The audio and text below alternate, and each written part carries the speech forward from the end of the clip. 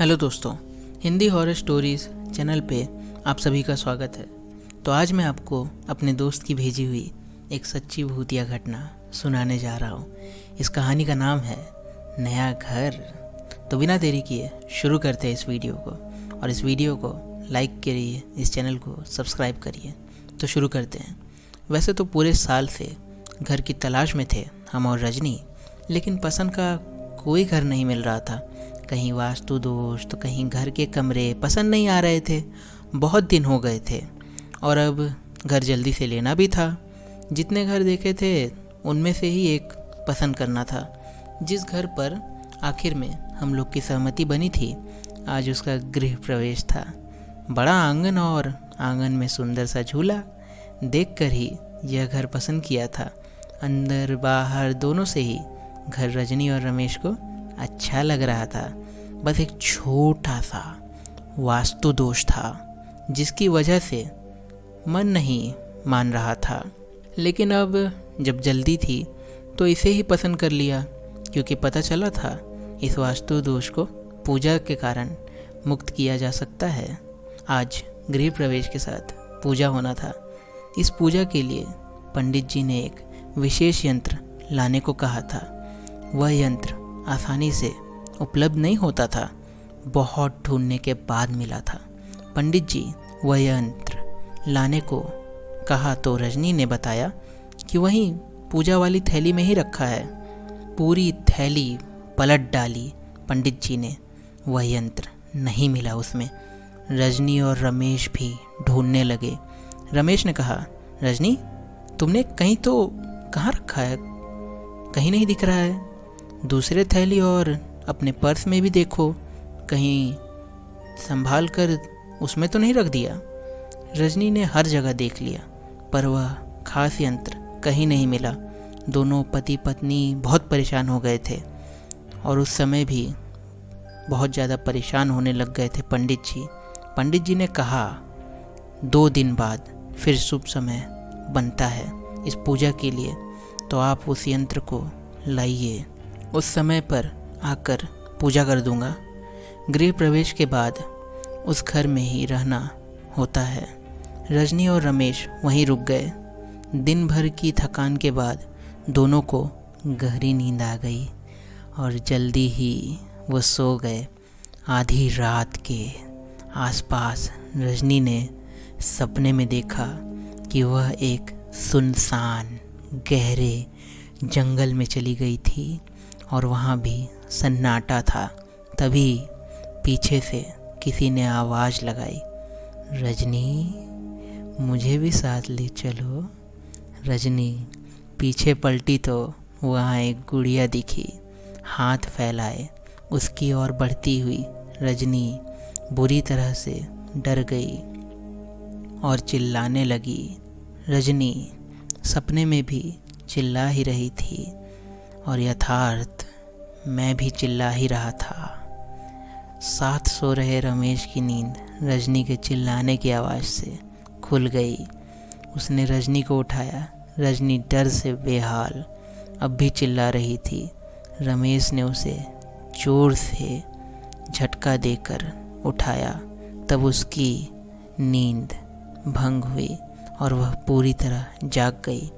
पानी पीकर रमेश को सारी कहानी बताई। रमेश ने कहा, चलो सपना ही तो था, सो जाओ। जैसे ही वह सोने को झुकी, उसे वही गुड़िया सामने की कुर्सी पर बैठी हुई दिखी। वह फिर से डर गई, इतना ज़्यादा कि मुंह से आवाज़ नहीं निकाल पा रही थी। किसी तरह इशारे से रमेश को वो गुड़िया दिखाई। रमेश ने पूछा, ये कब लाया तुमने? रजनी ने कहा, ये तो वही सपने वाली गुड़िया है। दोनों पति पत्नी डर के मारे बेहोश हो गए। इस कहानी का नाम है घर में गूंजती हुई वो आवाज़। वो पायल की छन छन वाली आवाज़ हमें बहुत डराया करती थी। तो चलिए बिना देर किए शुरू करते हैं इस कहानी को। यह बात उन दिनों की है जब मैं 9वीं कक्षा में पढ़ता था। मेरी उम्र 14 साल थी। कुछ समय मैं अपनी फैमिली के साथ रहता था। मेरी फैमिली में मम्मी, पापा और मेरी छोटी बहन थी। मेरे पापा गवर्नमेंट की नौकरी किया करते थे, इसलिए हमें सरकारी क्वार्टर में रहना पड़ता था। जब मेरे पापा का प्रमोशन हुआ था तब हमने उस कॉलोनी में एक बड़ा सा फ्लैट ले लिया। उसके बाद हम नए फ्लैट में शिफ्ट हो गए।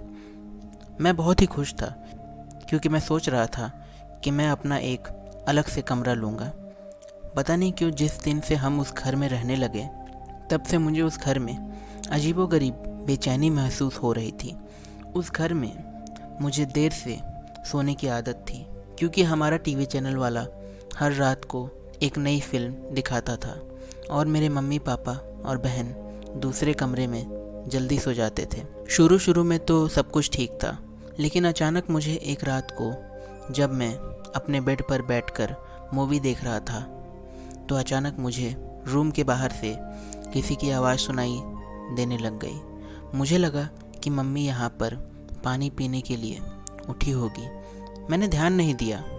हाँ, लेकिन मैंने टीवी का आवाज़ थोड़ा कम कर दिया।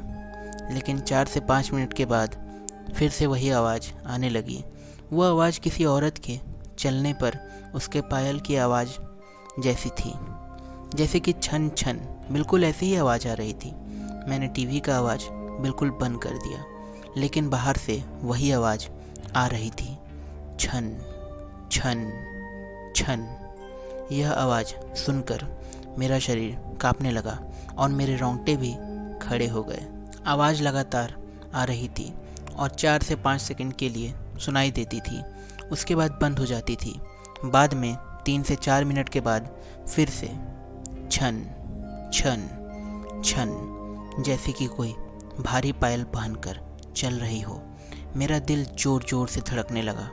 ऐसा लग रहा था कि मेरा दिल अभी छाती से बाहर निकलकर मुंह में आ जाएगा। पता ही नहीं चल रहा था कि मैं क्या करूं। मैंने सोचा कि मैं अपने मम्मी पापा को भी उठाकर उन्हें सारी बात बता देता हूं। बाद में मैंने हिम्मत करके दरवाज़ा खोला तो अचानक ही वही आवाज़ सुनाई दी, छन छन छन। उस समय वही आवाज़ बिल्कुल मेरे सामने से आ रही थी। ऐसा लग रहा था कि कोई नई स्त्री चलकर मेरे पास आ रही हो, लेकिन सिर्फ आवाज़ ही आ रही थी। सामने कोई भी नहीं था और आवाज़ भी बिल्कुल स्पष्ट सुनाई दे रही थी, छन छन छन। मैंने मम्मी पापा को जगा दिया और सारी सच्चाई उनको बता दी। मेरे पापा बस इस बात को मानने के लिए बिल्कुल तैयार नहीं थे। वैसे भी वह सब पूरी तरह नींद में थे। किसी ने मेरी बात पर विश्वास नहीं किया। बाद में मैंने अपनी मम्मी पापा के साथ कमरे में सो गया। ऐसे ही 3 से 4 दिन निकलने के बाद एक रात को फिर से वही आवाज़ सुनाई दी, छन छन छन। बाद में मुझे उस आवाज़ की आदत पड़ गई। आवाज़ आने का कोई भी समय नहीं था। आवाज़ कभी भी 10 बजे या 10:30 बजे आती थी, परंतु एक बात तो पक्की थी, वो आवाज़ सिर्फ मुझे ही सुनाई देती थी और दूसरे किसी को भी नहीं। कभी कभी वो आवाज़ मुझे बहुत ही डरा देती थी। 8 से 9 महीने बाद हमें एक नया फ्लैट मिल गया और हम वहाँ पर शिफ्ट हो गए। उसी फ्लैट में हमारी जगह पर जो नए लोग रहने आए थे वह हमारे जान पहचान के लोग थे। उनका बेटा मेरा बहुत अच्छा दोस्त था और उनका फैमिली काफ़ी बड़ा फैमिली था। एक दिन वो अंकल हमारे घर पर आए और हमसे पूछा कि आपको कभी कभी कोई आवाज़ सुनाई देती थी। बस यही बात सुनकर मुझे पूरा यकीन हो गया था कि वो कोई मेरा वहम नहीं था। उस अंकल के पूरे परिवार ने वो आवाज़ सुनी थी। आखिर में मेरी मम्मी पापा को यकीन हो गया कि मैं झूठ नहीं बोल रहा था। बाद में उन लोगों ने घर में पूजा पाठ करवाया। हमने यह बात जानने की कोशिश की थी कि घर में आखिर हुआ क्या था।